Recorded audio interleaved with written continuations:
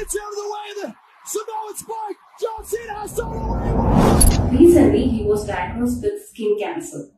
So John Cena നമ്മൾ നോക്കുമ്പോൾ ഫിൽത്ത് and glitz ആയിരുന്നു, ബട്ട് ഹി നെഗ്ലക്റ്റഡ് എന്താകും സൺസ്ക്രീൻ നെഗ്ലക്ട് ചെയ്തു.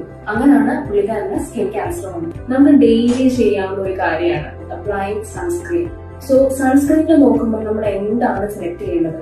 ഒരു ബ്രോഡ് സ്പെക്ട്രം സൺസ്ക്രീൻ ആയിരിക്കണം വിത്ത് SPF 50 ആൻഡ് PA4+. ഇതാണ് നമ്മൾ നോക്കേണ്ടത്.